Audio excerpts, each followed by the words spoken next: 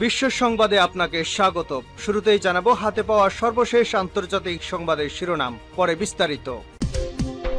প্রথমে ইসরায়েল, ফিলিস্তিন ও ইরান যুদ্ধ চলছে, জানিয়ে দিব আমাদের হাতে থাকা সর্বশেষ গুরুত্বপূর্ণ আপডেট আন্তর্জাতিক সংবাদ। রাফায় ইসরায়েলে পুরোদমে হামলার বিপর্যয়ে শামিল হবে বলছে জাতিসংঘের প্রধান। জানিয়ে দিব যে কারণে ইসরায়েলে বোমার চালান বন্ধ করে দিল যুক্তরাষ্ট্র। আরও জানিয়ে দিব ইসরায়েলকে রাফা হামলার সবুজ সংকেত দিয়েছে যুক্তরাষ্ট্র। এবং আরও জানিয়ে দিব গাজায় নগরীর অ্যাপার্টমেন্টে ইসরায়েলি বোমা হামলায় এক পরিবারের 7 জন নিহত। এদিকে জানিয়ে দিব রাফায় কি ঘটতে যাচ্ছে কেউ কল্পনাও করতে পারছে না। এবং সর্বশেষ জানিয়ে দিব আদালতে মুখোমুখি ডোনাল্ড ট্রাম্প ও পর্নো তারকা স্টর্মি ড্যানিয়েলস। শুনছিলেন সংবাদ শিরোনাম, এরপর বিস্তারিত। তার আগে অনুরোধ থাকবে, ভিডিওটি যদি ভালো লেগে থাকে ভিডিওটিতে একটি লাইক এবং কমেন্ট করে জানিয়ে দিন ভিডিও সম্পর্কে আপনার মূল্যবান মতামত, এবং আরো কমেন্ট করে জানিয়ে দিন ভিডিওটি আপনি কোথা থেকে দেখছেন এবং শুনছেন। রাফায় ইসরায়েলের পুরোদমে হামলার বিপর্যয়ে শামিল হবে বলছে জাতিসংঘের প্রধান। ফিলিস্তিন অবরুদ্ধ গাজা উপত্যকায় রাফা শহরে ইসরায়েলের অভিযানের প্রতিক্রিয়া পুরো অঞ্চলে ছড়িয়ে পড়বে বলে সতর্ক করে দিয়েছেন জাতিসংঘের প্রধান অ্যান্তোনিও গুতেরেস। রাফায় ইসরায়েলি বাহিনী অভিযানের পরিণাম নিয়ে জাতিসংঘের মহাসচিব অ্যান্তোনিও গুতেরেস সামাজিক যোগাযোগ মাধ্যমে এ মন্তব্য করেছেন। অ্যান্তোনিও গুতেরেস হুঁশিয়ারি দিয়ে বলেছেন, রাফায় ইসরায়েলের অভিযানের প্রতিক্রিয়া ও সেখানে পুরোদমে হামলা বিপর্যয়ে শামিল হবে। মহাসচিব বলেন, আরও অসংখ্য বেসামরিক লোকজনের হতাহতের ঘটনা ঘটবে, আরও অসংখ্য পরিবার আবার পালাতে বাধ্য হবে, যদিও কোনো যাওয়ার কোনো নিরাপদ জায়গা নেই। গাজার বিভিন্ন স্থানে নির্বিচারে হামলার মুখে বস্তুত লাখ লাখ ফিলিস্তিনি সর্বশেষ আশ্রয়স্থল হিসেবে এখানে ঠাঁই নিয়েছে। এখন অতি ঘনবসতিপূর্ণ এলাকাতেও অভিযান শুরু করছে ইসরায়েল। প্রাণ বাঁচাতে এখান থেকে পালাতে শুরু করছেন ফিলিস্তিনিরা। অভিযানের প্রতিক্রিয়া আরো বহুদূর পশ্চিম তীর ও গোটা অঞ্চলে অভিভূত হবে বলেন অ্যান্তোনিও গুতেরেস। রাফায় ইসরায়েলের অভিযানের ফলে গাজা উপত্যকায় তৈরি হওয়া পরিস্থিতি ভুল পথে এগোচ্ছে বলে সতর্ক দেন জাতিসংঘের প্রধান। ইসরায়েলের প্রধান কারণে উত্তর গাজা ও মধ্যাঞ্চল থেকে পালিয়ে 10 লাখের মতো ফিলিস্তিনি রাফায় অংশ নিয়েছে। সেখানে তাঁবুটা নিয়ে গাদাগাদি করে অবস্থান করছে তারা। শহরটিতে পূর্বাঞ্চল থেকে 1 লাখ ফিলিস্তিনিকে খান ইউনিসের তাঁবুতে আশ্রয় নেওয়ার নির্দেশ দেওয়া হলে একদিন পরে রাফায় অভিযান শুরু করলো ইসরায়েল। প্রাণ বাঁচাতে এখান থেকে পালাতে শুরু করছেন ফিলিস্তিনিরা। এদিকে ইউরোপীয় ইউনিয়নের পররাষ্ট্র বিষয়ক প্রধান জোসেফ বোরেল বলেছেন, রাফায় অভিযান না চালাতে আন্তর্জাতিক সম্প্রদায়ের পক্ষ থেকে ইসরায়েলের প্রধানমন্ত্রী বেঞ্জামিন নেতানিয়াহুর প্রতি সব ধরনের অনুরোধ করা সত্ত্বেও সেখান থেকে হামলা শুরু করা হয়েছে। আমি আশঙ্কা করছি এই হামলার আবারও বিপুল সংখ্যক মানুষ হতাহত হতে চলছে। গাজায় এখন আর কোনো নিরাপদ জায়গা নেই বলেন বোরেল, যে কারণে ইসরায়েলে বোমার চালান বন্ধ করে দিল যুক্তরাষ্ট্র। গাজার দক্ষিণাঞ্চল সফর রাফায় আক্রমণের পরিকল্পনার বিষয়ে ওয়াশিংটনে উদ্বেগ নিঃসরণে ইসরায়েলে ব্যর্থ হওয়ার পর গত সপ্তাহে যুক্তরাষ্ট্রের বোমার একটি চালান স্থগিত করেছে। একজন সিনিয়র মার্কিন কর্মকর্তা মঙ্গলবার একথা বলেন।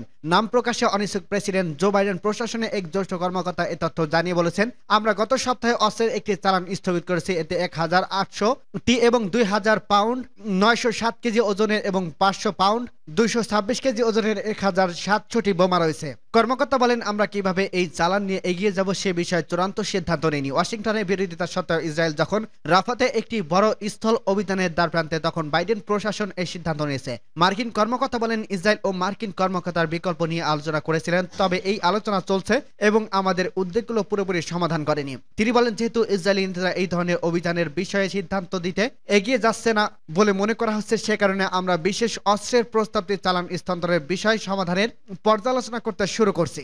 এসব অস্ত্রের ইসরায়েল রাফাতে ব্যবহার করতে পারে। এই আলোচনা এপ্রিলে শুরু হয়েছিল। মার্কিন কর্মকর্তা বলেন, ওয়াশিংটন সবচেয়ে ভারী 2000 পাউন্ডের এসব বোমা ব্যবহারের উপর বিশেষভাবে সতর্ক এবং ব্যাপক ঘনত্বের এই শহরে এসব বোমা ভয়ঙ্কর প্রভাব ফেলতে পারে, যেমনটি আমরা গাজায় অন্যান্য অংশে দেখছি। তিনি বলেন, মার্কিন পররাষ্ট্র দপ্তর এখনো জেডিএম নামের পরিচিত নির্ভুল বোমা কিট ব্যবহার সহ অন্যান্য অস্ত্র হস্তান্তরের পর্যালোচনা করছে। ইসরায়েল মঙ্গলবার রাফা শহরে ট্যাঙ্ক পাঠিয়ে মিশরের সাথে সীমান্ত ক্রসিং দখল করে নেয়, তবে হোয়াইট হাউস এবং এর আগে বলছে ইসরায়েলের প্রতিশ্রুতি দিয়েছিল এটি হবে এই সীমানার অভিযান। সূত্র এএফপির। ইসরায়েলকে রাফায় হামলার সবুজ সংকেত দিয়েছে যুক্তরাষ্ট্র। বাইডেন প্রশাসন দৃশ্যত গাজার রাফায় হামলা চালানোর জন্য ইসরায়েলকে সবুজ সংকেত দিয়েছে। মার্কিন অনুমোদন পেয়ে ইসরায়েল দৃশ্যত মিশরের সাথে থাকা রাফা সীমান্তে ক্রসিং এর নিয়ন্ত্রণ গ্রহণ করছে। সোমবার ফিলিস্তিন প্রতিরোধ আন্দোলন হামাস গাজায় যুদ্ধবিরতির প্রস্তাব গ্রহণ করার কথা ঘোষণা করার পর ইসরায়েল ওই হামলা শুরু করে।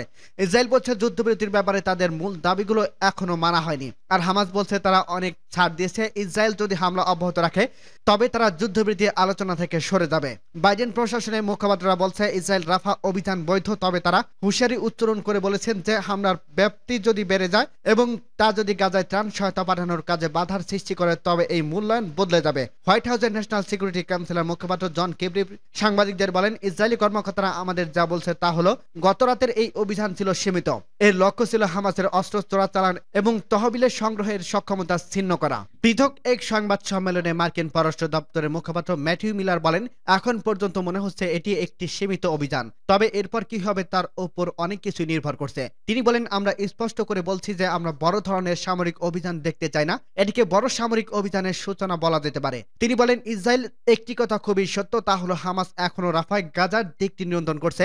এর মাধ্যমে হামাসের রাজস্ব সংগ্রহ করছে। হামাস যাতে অর্থ সংগ্রহ করতে না পারে সেজন্য এই পদক্ষেপ গ্রহণ করা হয়েছে।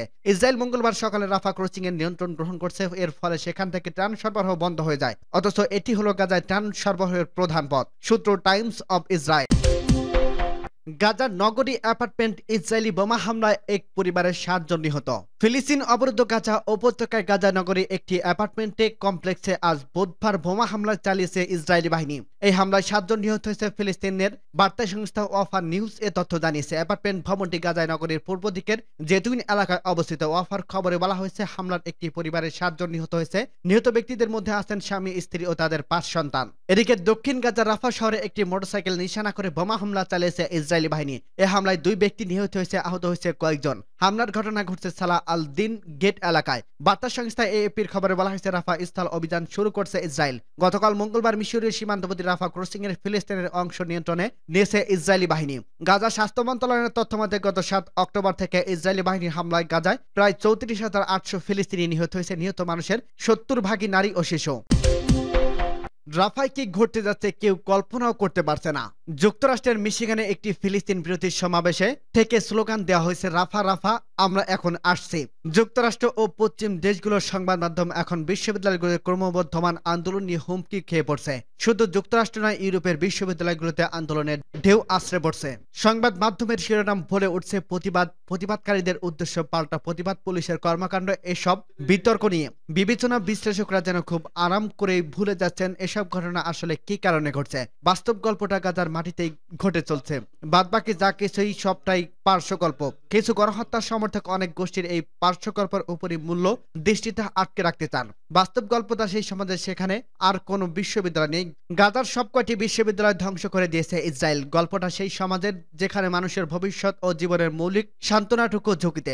গল্পটা তাদের যারা এখন ইসরায়েলের পার্শ্ববর্তী ঘাটে হত্যামূলক অভিযানের মুখোমুখি দাঁড়িয়ে। সর্বোপরি গল্পটা 15 লাখ বস্তুচ্যুত ফিলিস্তিনির যারা দক্ষিণ গাজা রাফায় গাদাগাদি করে থাকতে বাধ্য হয়েছেন, তাদের অনেকেই এবার নিয়ে 7 বার বস্তুচ্যুত হয়েছেন। গল্পটা সেখানকার 6 লাখ শিশুর, যাদের অনেকেই নতুন করে এতিম হয়েছেন। গল্পটা তাদের যারা না খেয়ে পানি পান করতে না পেরে মরতে বসেছে। বছরের পর বছর ধরে রাফা শহরে মানুষের ভয়ঙ্কর বাস্তবতার মুখোমুখি হয়ে আসছে। 1956 সাল ইসরায়েলের আগ্রাসন ও দখলদারিত্বের সময় প্রথম তারা গণহত্যার শিকার হয়েছিল। সেবার ইসরায়েলি সেনারা রাফা শরণার্থী শিবিরে অবস্থিত UNRW স্কুলের দিকে লোকজনকে নিয়ে গিয়ে গুলি চালিয়েছিলেন। জাতিসংঘের সংস্থাগুলো সেখানে 111 জনের লাশ পড়ে থাকতে দেখেছিলেন, যাদের 103 জনই শরণার্থী। আদালতের মুখোমুখি ডোনাল্ড ট্রাম্প ও পর্নো তারকা স্টর্মি ড্যানিয়েল। পর্নো তারকা স্টর্মি ড্যানিয়েলের সঙ্গে সাবেক মার্কিন প্রেসিডেন্ট ডোনাল্ড ট্রাম্পের যৌন সম্পর্কের গোপন রাখার জন্য ঘুষ প্রদানের অভিযোগ করা মামলায় আদালতের সাক্ষ্য গ্রহণ করছে। আর জনতার সামনে নিজের অবস্থান তুলে ধরতে আদালতের সাক্ষ্য প্রদান করছে দুইজনই। এরই অংশ হিসেবে যুক্তরাষ্ট্রের আদালতে গতকাল মঙ্গলবার 7 মে মুখোমুখি হন ডোনাল্ড ট্রাম্প ও স্টর্মি ড্যানিয়েলস। খবর বিবিসির। ডোনাল্ড ট্রাম্প ও স্টর্মিকে ঘিরে যে চাপা উত্তেজনা ও কামুত্তেজক বর্ণনার রেশ চলছে তা এখনো ছড়িয়ে পড়ছে আদালতেও। ঘুষ দিয়ে মুখ বন্ধ রাখার অভিপ্রায়তে যে অভিযোগ উঠেছে ট্রাম্পের বিরুদ্ধে, সেই মামলার সাক্ষ্য দিতে প্রথমবারের মতো আদালতের মুখোমুখি হলেন সাবেক মার্কিন প্রেসিডেন্ট ও স্টর্মি ড্যানিয়েলস। নিউ ইয়র্কের সিটি আদালতে এদিন সাবেক পর্নো তারকা হাজির হন কালো ঢিলে ঢালা পোশাক পরে। তার চুলগুলো ছিল পিছমোড়া করে বাঁধা। আদালতের ট্রাম্পের দিকে চোখ তুলে তাকাননি স্টর্মি। যখন আসামিকে শনাক্ত করতে বলা হয়, তখন নীল স্যুট পরিহিত সাবেক মার্কিন প্রেসিডেন্টের সঙ্গে তার এক ঝলক দৃষ্টি বিনিময় হয়।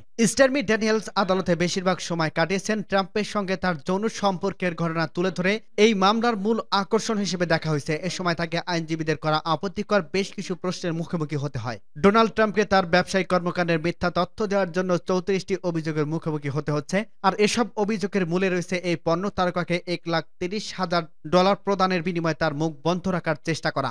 আদালতে ট্রাম্প নিজেকে নির্দোষ দাবি করেন এবং স্টার্মির সঙ্গে যৌন মিলনের অভিযোগে অস্বীকার করেন। তবে সাবেক মার্কিন প্রেসিডেন্ট স্বীকার করেন সাবেক আইনজীবী মাইকেল কোহেলেনের মাধ্যমে তিনি মুখ বন্ধ রাখতে স্টার্মিকে অর্থ প্রদান করেছিলেন।